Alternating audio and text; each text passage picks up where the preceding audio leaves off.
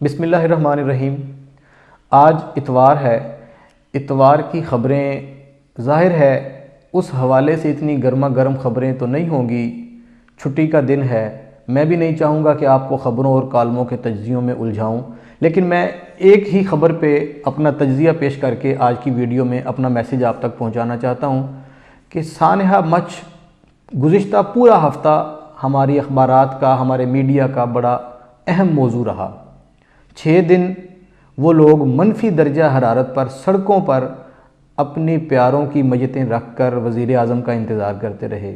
حکومت کا اپنا موقف تھا اور آخری دن تدفین سے ایک دن پہلے وزیر اعظم نے یہ موقف دیا کہ وزیر اعظم کو بلیک میل نہیں کیا جا سکتا۔ ظاہر ہے اب بعد میں وضاحت بھی آئی کہ یہ ان کا اشارہ شہداء کے ورثاء کی طرف نہیں تھا، پولیٹیکل فگرز کی طرف تھا۔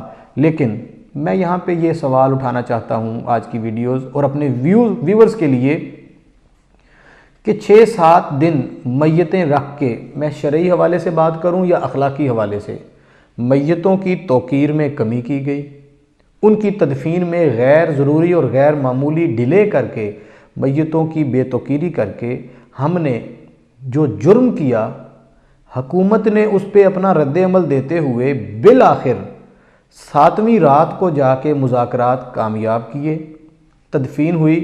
سوال اپنی جگہ پر ہے کہ دونوں اطراف کی طاقتوں نے کیا پایا ہے؟ جو لوگ ضد کر کے بیٹھے ہوئے تھے کہ وزیر اعظم آئیں گے تو تدفین ہوگی، تدفین بالآخر وزیر اعظم کے جائے بغیر ہوئی، ان لوگوں نے کیا حاصل کیا؟ ماں سوائے اس چیز کے کہ بہت سے سوالات کو جنم دے گئے۔ کچھ پیچیدہ سوالات بھی تھے جو آپ کو یاد ہوگا، میں نے 2-3 دن قبل یہ سوال اٹھایا تھا کہ ان میتوں میں 7 میتیں افغانوں کی ہیں۔ افغان حکومت کلیم کر رہی ہے کہ یہ افغانی شہری ہیں، پاکستانی شہری نہیں ہیں۔ وزیر اعظم نے، وزیر داخلہ نے، حکومت نے اور ہمارے اداروں نے یہ بات ببانگ دہل کہی کہ یہ بین الاقوامی ایجنڈا ہے، اس کے پیچھے بین الاقوامی سازش ہے۔ وزیر اعظم وہاں تدفین کے بعد گئے ہیں۔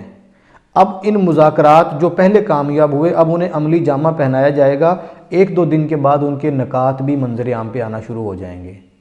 کچھ چیزیں تو بالکل واضح ہیں، کچھ ایسی چیزیں جو ابھی واضح نہیں ہیں، جو ہڈن ہیں، وہ کھل کے سامنے آئیں گی۔